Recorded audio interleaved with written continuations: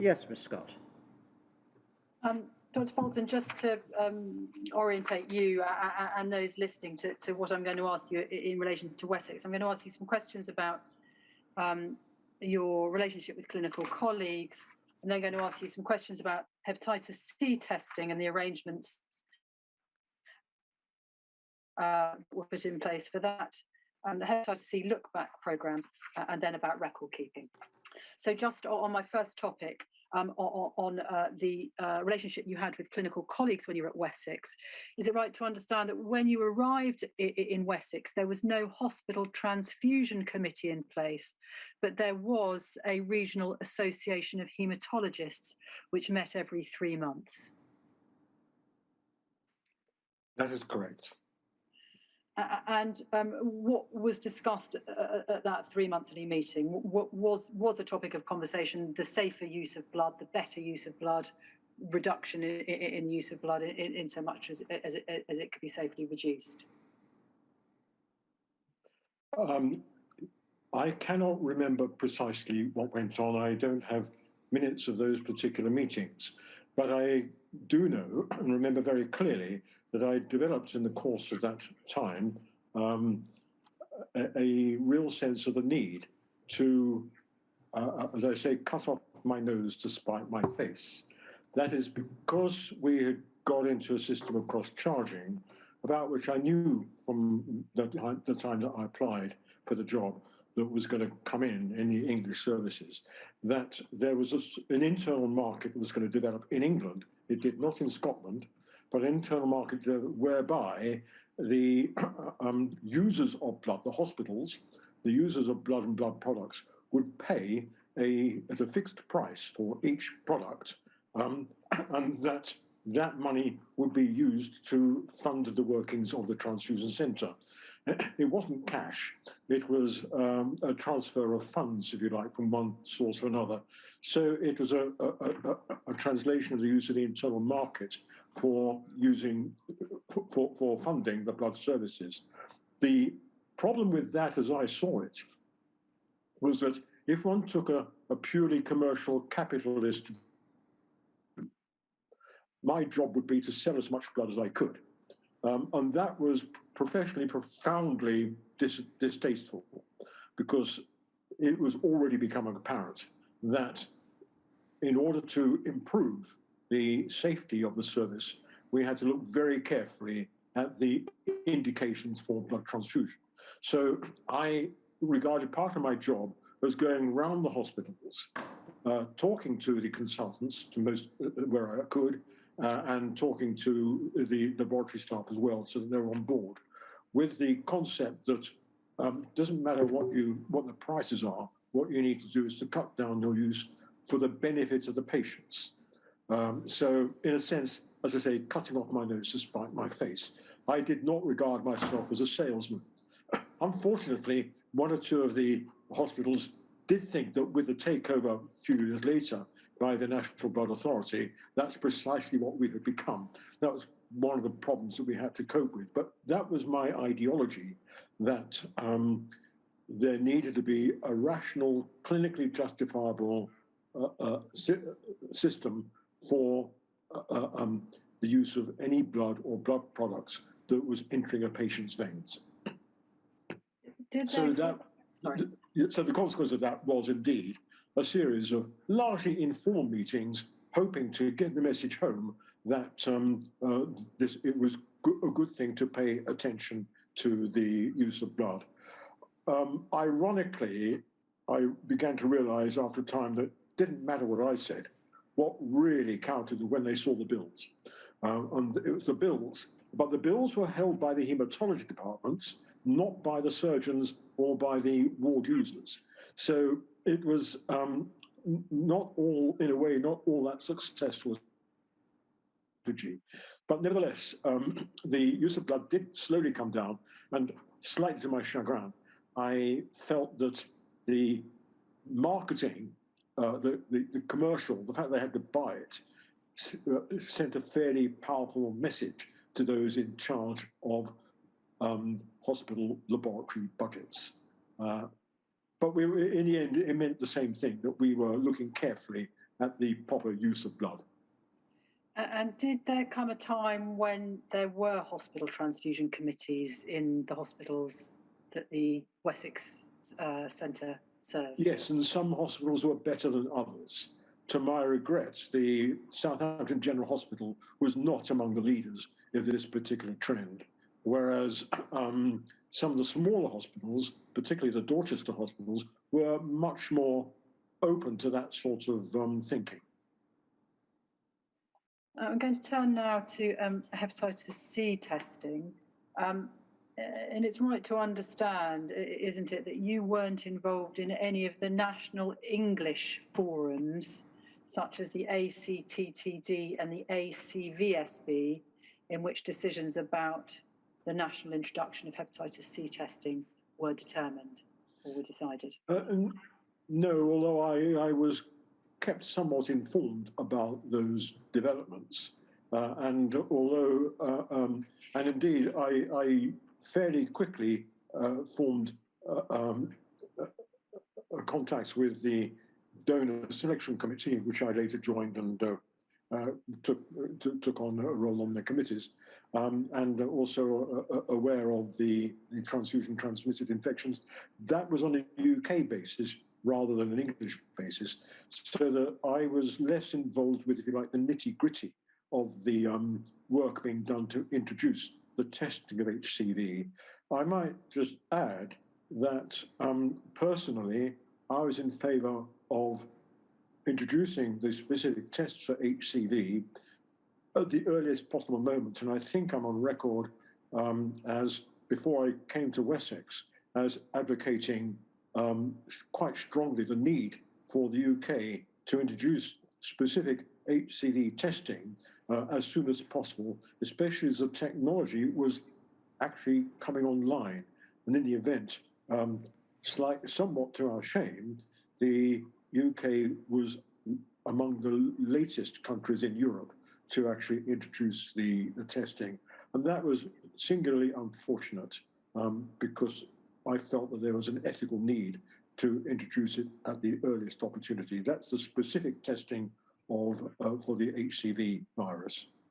And that letter is at PRSE 301562. Could we have that up, please, Sally, just to have a look at what you were saying? When we get it up, we'll see that it's a letter that you wrote to Professor Cash on the 21st of February 1990. And you say in the main paragraph of the letter, could I just add that in spite of obvious difficulties with the current ortho-ELISA assay, susceptibility to stickiness, unreliability of predictive value with heat-treated samples, etc., I have developed a very strong feeling that the screening of donors for HCV antibodies should be introduced at the earliest possible opportunity. This is not because of the science, but because there appears to be little doubt that people have contracted HCV as a result of transfusions, which they would not have received had these transfusions been screened for HCV antibody. Furthermore, there are apparently 5 known cases of HCC due to PTH. The reason, therefore, from my proposing this view is actually one based on future litigation. I'm pretty convinced that the NBTS and SNBTS will find legal action taken against them in about 10 years' time from persons who have sustained post-transfusion hepatitis as a result of receiving HCV antibody containing blood, which was presumably infectious for HCV at that time. So that's your view expressed, as you say, quite forcefully in February 1990, before coming to England to Professor Cash. And it's right to understand that, is it, that although you recognised that the testing wasn't perfect, you nevertheless, the science of the testing wasn't perfect, you nevertheless thought it should still be implemented? That is pretty correct. Just one little point of clarification for a potential ambiguity. The acronym HCC, that's about 2/3 of the way down in that paragraph, is Hepatocellular Carcinoma. It's not a misprint. That is a deliberate HCC because people with cirrhosis have a high risk of developing cancer of the liver. So there's Hepatocellular Carcinoma is what that stands for. Yes, this was actually the result of my attendance at meetings, and I think there's a meeting in New York, and around about the same time there's a meeting in London. I attended a London one, and there was a lot of talk about this. And the actual reports of that meeting don't really reflect the sentiment that I'm expressing in this letter.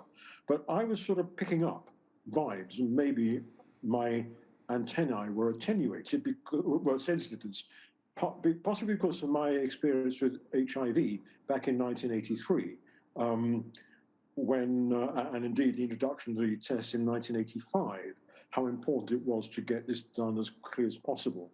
So that was the background. This is a personal feeling I developed, and in a way, I'm pleased that this letter is on record, because it did reflect a real anxiety at that time, although some would say that my anxiety was based on only tenuous grounds at that particular time, because of the difficulties of developing that test, the stickiness, and all those sort of technical problems that were getting in the way of developing a usable test for screening. Screening tests are very different from diagnostic tests, and that's one thing that should be recognized.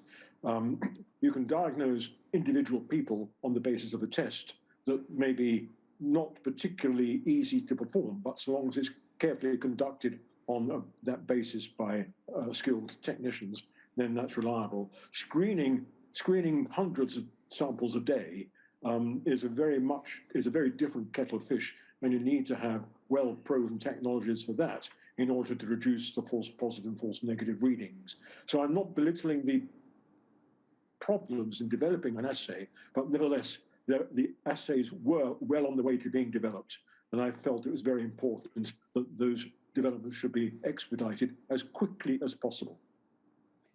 And then once you had taken up your post in Wessex, and there was the inquiry has seen the correspondence and discussions going back and forth between Dr. Gunson and the directors about when the screening date, when screening should be implemented on a national basis, and the date keeps getting put back, and Dr. Lloyd effectively goes early, and there's correspondence from you to Dr. Lloyd in which you are saying to Dr. Lloyd, and we can look at it if we need to, but you're saying that you think that the everybody should go together, and that to break ranks in the way that he is not conducive to the image of a coordinated service.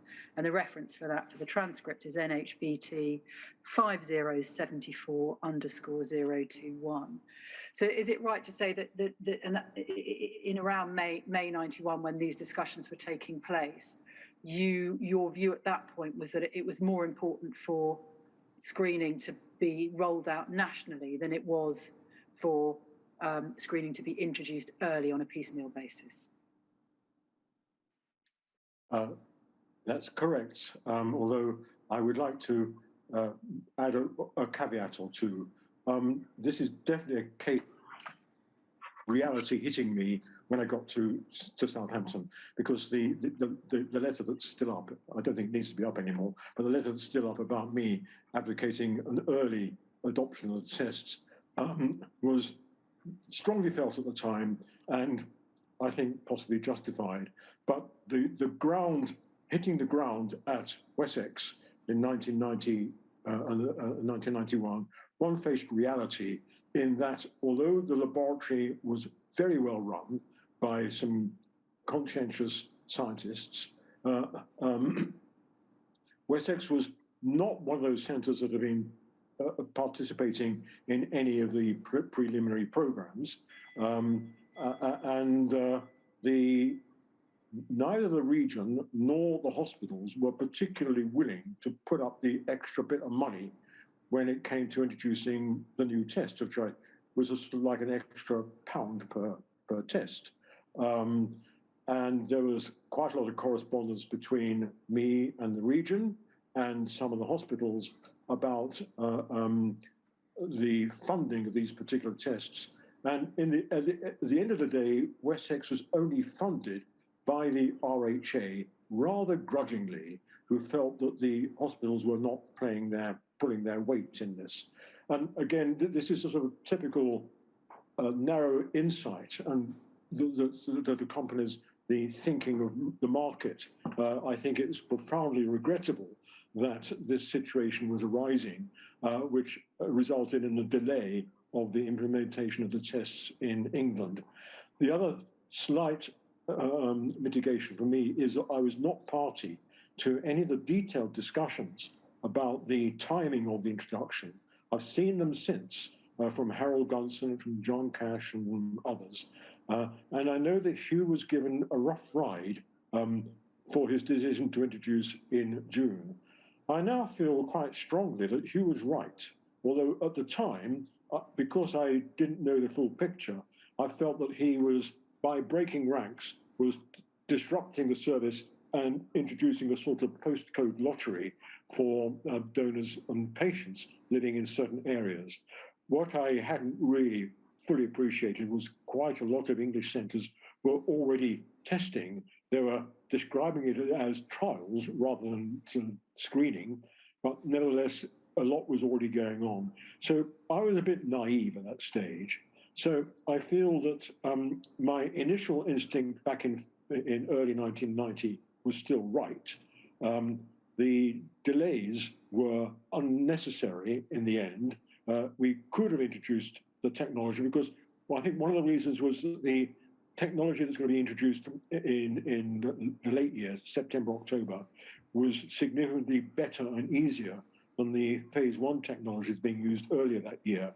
But experience turned out in the end there was really very little to choose. I may be wrong on this, but that's my impression, that there wasn't all that much difference between the standard of the two tests. But but at the time it was felt that, yeah, we should all stand together. And people breaking ranks were making life difficult for the others. Well, in a way now, I would say that was an unfortunate attitude. We should, I think, have been able to introduce the test earlier. But there are all sorts of other little things, of the virologists being pernickety about the quality of the test and all that sort of thing.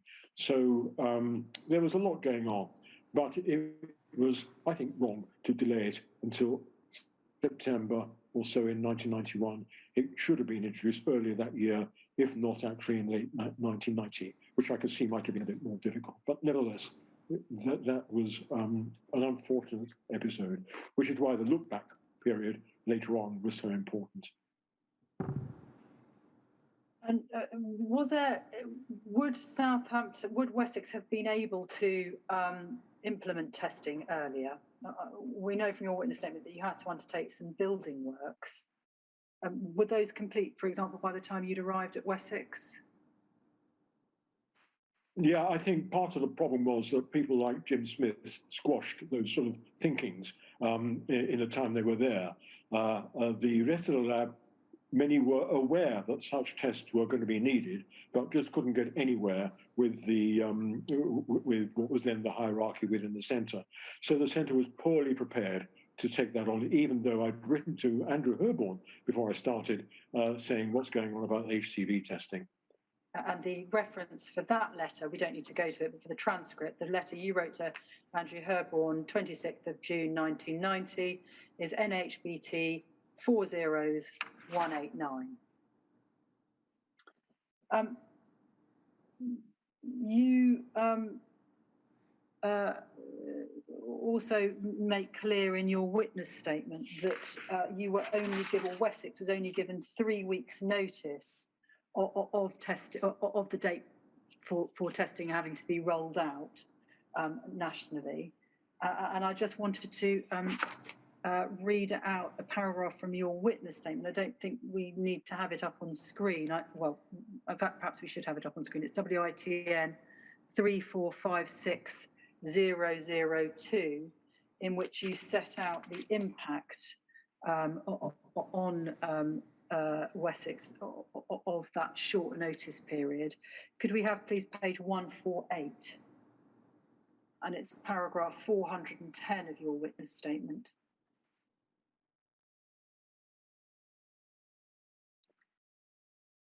you're asked what happened to all the unscreened blood that had been collected prior to the HCV testing being implemented. And you say this: in order for all blood issued after 31st August 91 to be negative for HCV, all the blood in stock from the 1st of September would have been tested, which is why early stocking of test kits was needed so that donations issued to hospitals during August 91 could be HCV negative.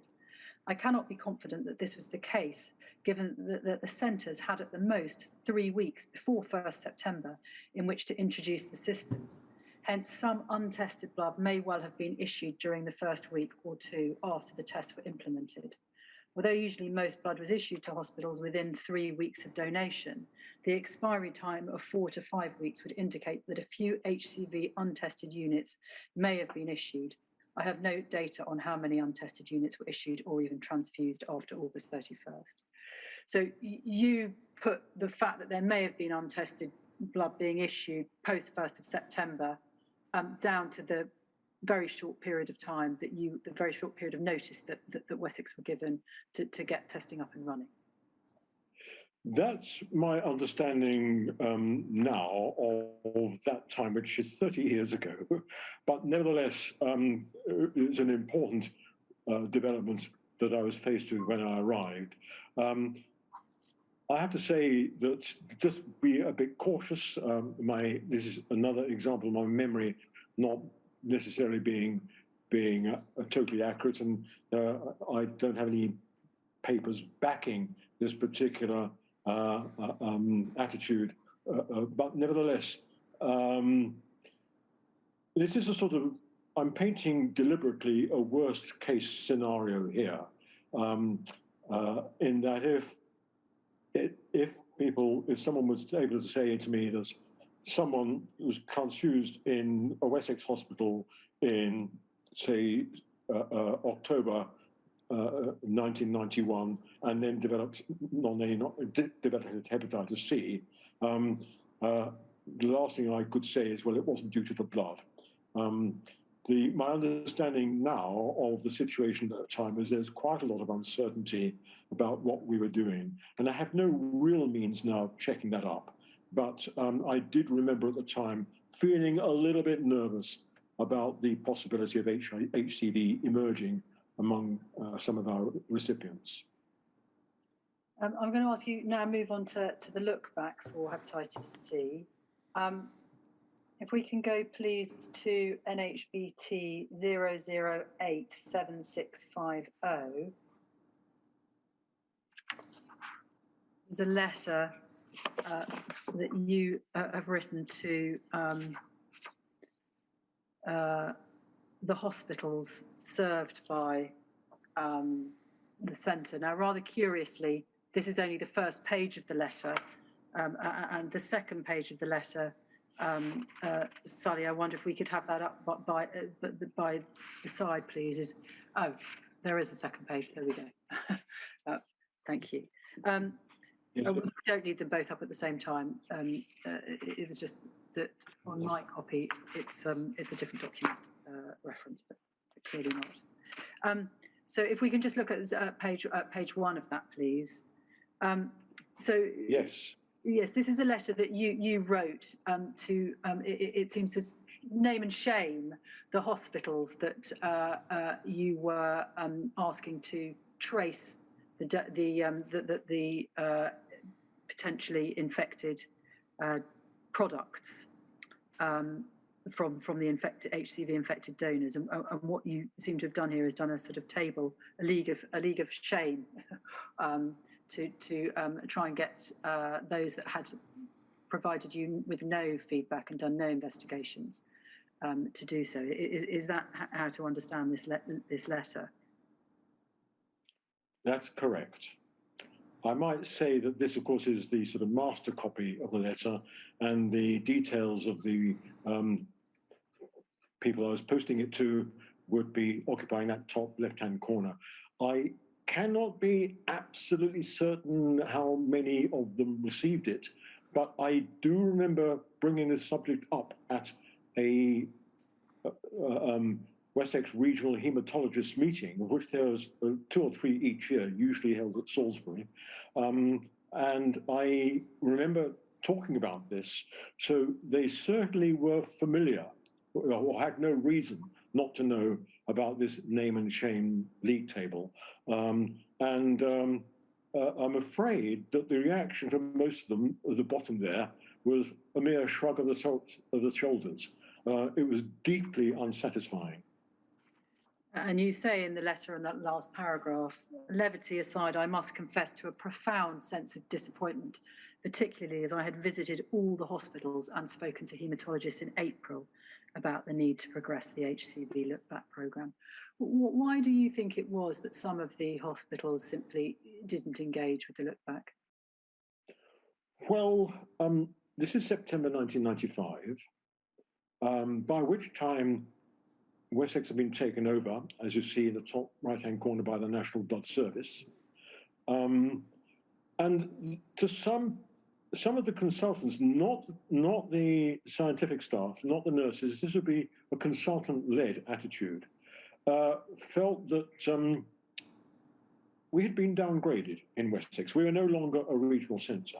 So consequently, our credibility was a bit we'd lost a bit of credibility. And I think that's one particular thing. And the other thing is the smaller hospitals seemed able to cope better, like Poole, which had a good result. Bournemouth less so. The really big hospitals at Queen Alexandra, Portsmouth, Winchester was not a particularly big hospital, but the St Mary's, Portsmouth, and Southampton General, those were big hospitals. And indeed, the Portsmouth haematologists were generally very supportive of me. But this particular message went down like a lead balloon. I don't think any of them really picked up on that. I think the response to this was still very poor. So my powers of persuasion were tested and basically unsuccessful. I think it's an unfortunate reflection of the sense of priorities. And the other thing is, as I referred to earlier, this was quite an expensive exercise, and they were sort of expected to take this on without being funded. This meant going into the hospital records, the patient records. And as I think I said in my witness statement that I did on one occasion, somewhat linked to this, but more linked to an HIV inquiry, visit the records of in the Southampton General, and they were in a dreadful state. I can also say that the records for the Regional Transfusion Service under the management of the RHA in the early 90s when I was there was also in a very disgraceful state. So on the whole, paper records of this nature were basically disregarded or forgotten about, put on one side. And it was too inconvenient for them to go back into the basement and dig out this data. So I felt that this is why I was disappointed, because I was prepared to do this work. Why weren't they? Can we then look at the NHBT 0036757?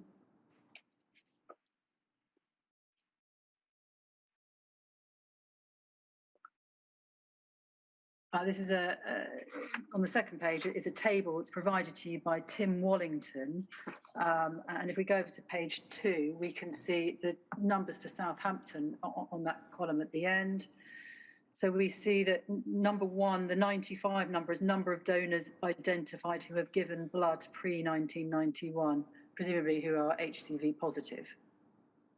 95, number of relevant donations identified, 630, number of donations notified to hospitals, 306, number of recipients identified by hospitals, 173, number of recipients followed up, 176, slightly curiously more followed up than had been identified. Yeah. Number of recipients counselled and tested, 34, number of recipients tested positive, 19, number of recipients tested negative, 12, and number of recipients who had died, 128. Does that chime with your recollection of the sorts of figures? Well, I don't I only recollect this retrospectively now. I've forgotten this particular thing. I do suspect that the Southampton columns are that they would be reflecting the analysis that Tim's staff were doing on this. But I suspect that those numbers are an underestimate. Even though row 5, the number of recipients followed up, it looks as if Southampton was doing more than any of the others. Either the others were just as bad as Southampton, or Southampton happened to have rather more people. I just don't know. But certainly, Southampton, those figures indicate that there was a look back, but how effective it really was in Southampton, based on the previous slide I've told you, I am unconvinced that those are really accurate figures. I think they may well be underestimates. So my reading of this, and it may be that I'm wrong, was that Southampton referred to the work that you were doing in the old Wessex centre rather than the work that was being done by the Southampton Hospital. Is that? Yes. Is that how you read it? Yeah, this is the Southampton Centre, not the Southampton Hospital. Yes. So it does, yes, I'm pretty sure that we're referring to the Wessex Centre, not the Southampton General Hospital. And then the last document from me before we have a break for further questions from core participants is DHSC 304180_052. And this is, I'm going to be asking you some questions about records. So this is a letter from, if we go over to page 2, we don't need to, it's from you to Dr. Rejman, dated 15th. Raymond, sorry. Raymond. If we go back to first page, 15th of October, 1992. And you say at the beginning of the letter, thank you for your letter of 12th of October, 92, requesting information regarding the above patients. And there are 2 patients listed there. I apologise for the lack of response to this matter so far. And then at the next paragraph down, you say, we instituted a search of our records concerning Mr. X shortly after receiving your first letter on the 20th of July, and indeed my predecessors had kept a detailed file. However, the information is very incomplete, and I cannot state with any certainty from the records that are now available to me that any of the 4 unit numbers involved, and then you set those out, which were transfused in April 1984, can be traced with certainty to a donor subsequently found to be HIV positive. And then if we could just go over the page and go halfway down that second page to the sentence that starts, the paragraph that starts, I think, so below the crossing out. Yeah. I think you will appreciate that this has been an extremely difficult investigation. Our time since the receipt of your first letter in July has been spent exhaustively combing through our files for further evidence, which has been entirely unrewarding. I feel that some of the difficulties have arisen through a desire to maintain confidentiality of records of the donors, and indeed some of the documents which would have enabled us to provide the link have gone missing. Also, there has been no storage of any blood samples taken from donors in 1984, which could now be tested. And I think I probably should have said at the beginning, the context of this letter is a request from the Department of Health to you to see whether or not 2 particular patients had been infected with HIV through blood or tissue transfer in order to see whether or not they met the requirement to receive payments from a Department of Health scheme. So 2 issues that arise in relation to this, the first of which is the issue about generally the state of the records at Wessex, and I'll ask you to give us your views about that.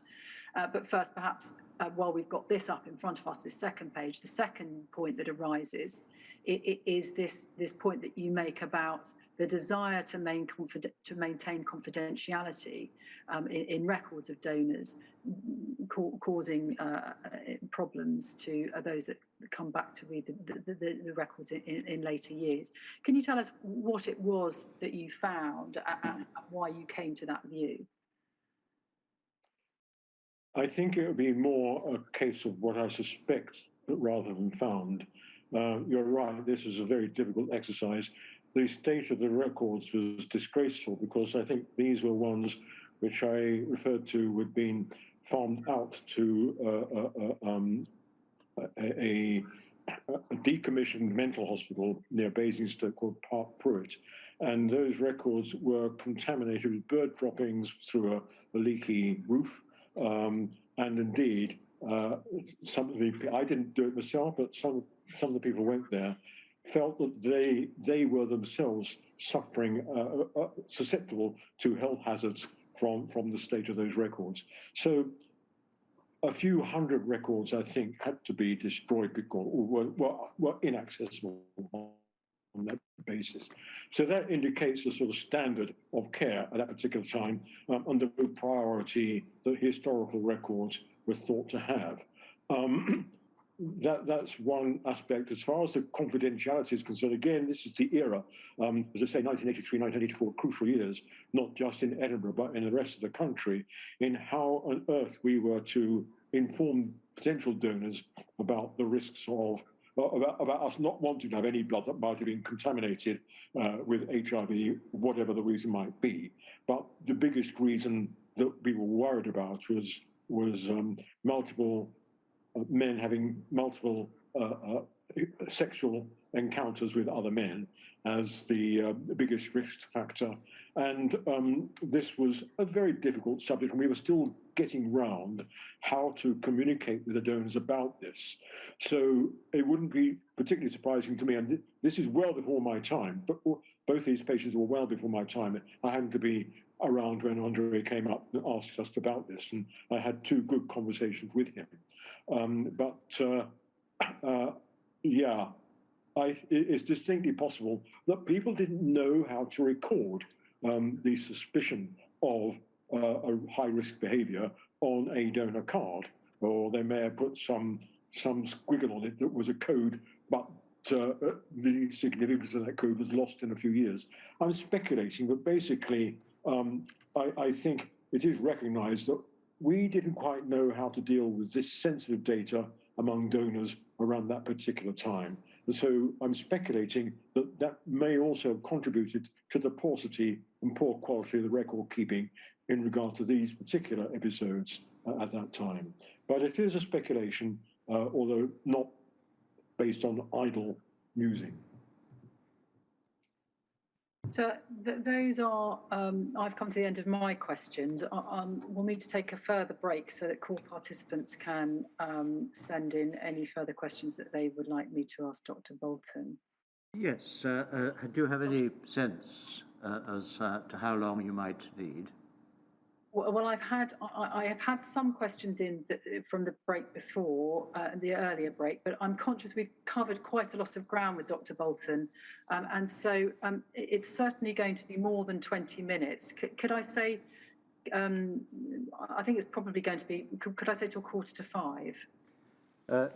Yes, well, let's say not before 4:45. Yes. Using that formulation, Dr. Boulton, to allow for the fact that it might be a little later, we'll just have to take our guidance from Miss Scott. But if we're ready for 4:45, then we may well be able to start then. I'll be ready at 4:45. Thank you. Thank you very much.